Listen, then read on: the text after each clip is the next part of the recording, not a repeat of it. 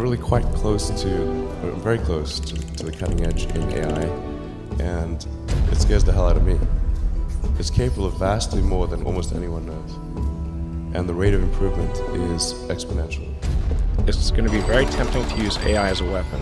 In fact, it will be used as a weapon.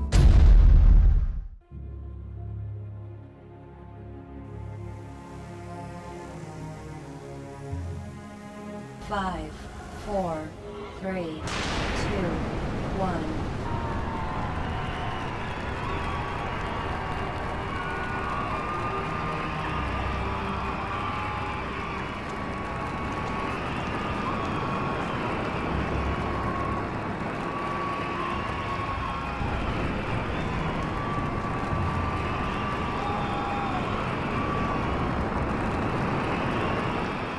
When you had that third failure in a row, did you think, I need to pack this in?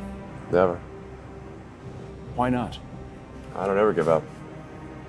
I mean, I'd have to be dead or completely incapacitated.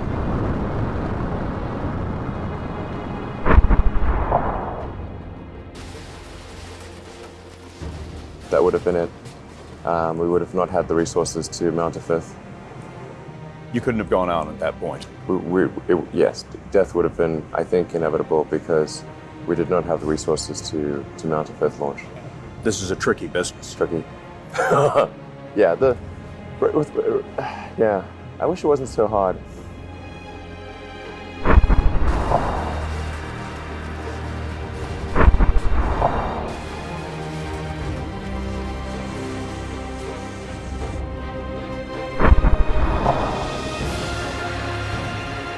There are people who've been in the rocketry business for decades who say about you that you don't know what you don't know.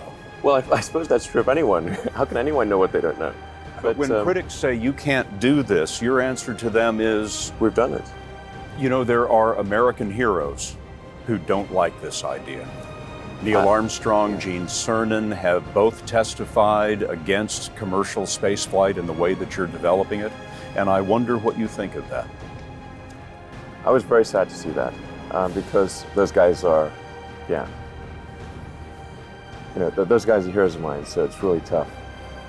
You know, I wish they would come and visit and see the hardware that we're doing here. And I think that would change their mind. They inspired you to do this, didn't they? Yes.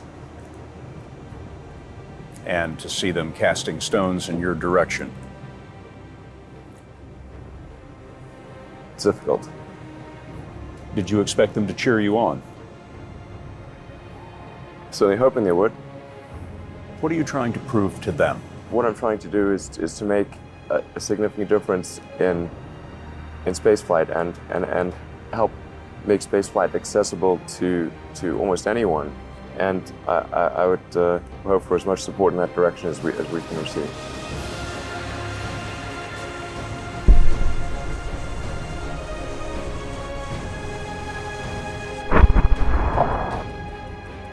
Were you a little naive when you thought I can easily build an electric car and a rocket? I didn't think it would be easy. Like I said, I thought they would probably fail. But you know, like creating a company is almost like having a child. So it's sort of like, how do you say your child should not have food?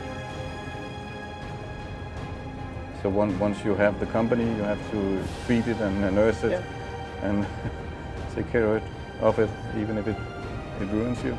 Yeah.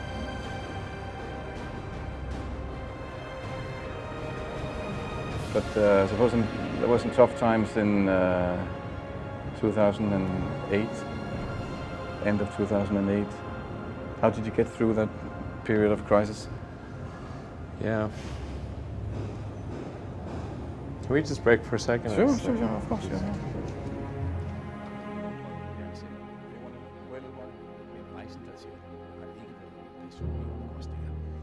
Yeah, I sure hope it was worth it. Sure hope so. Sure hope it was worth it.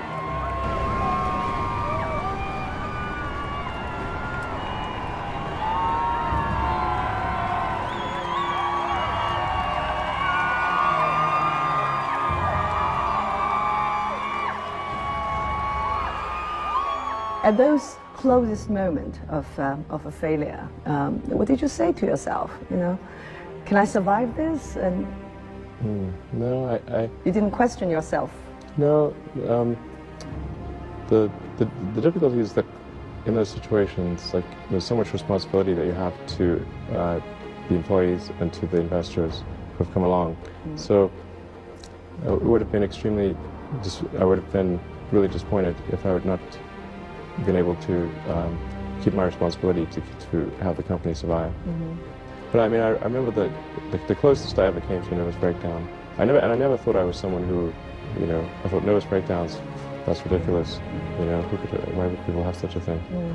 But I remember waking up on the Sunday before Christmas in 2008 and thinking, like, damn, this is the closest I've ever gotten, you know?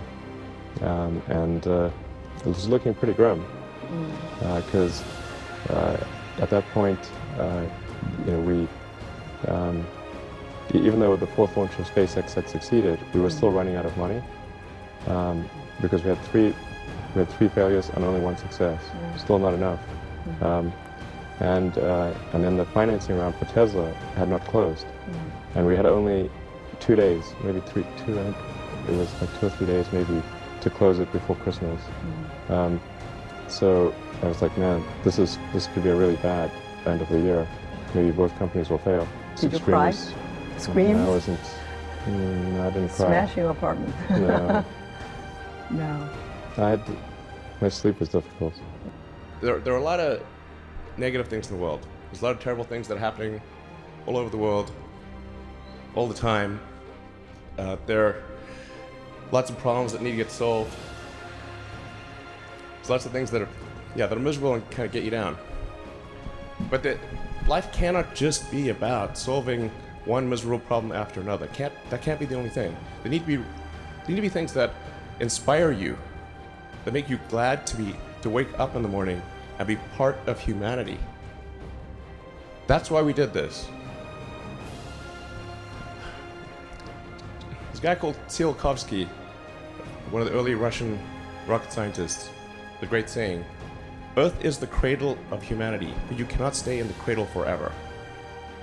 It is time to go forth, become a star-faring civilization, be out there among the stars, expand the scope and scale of human consciousness.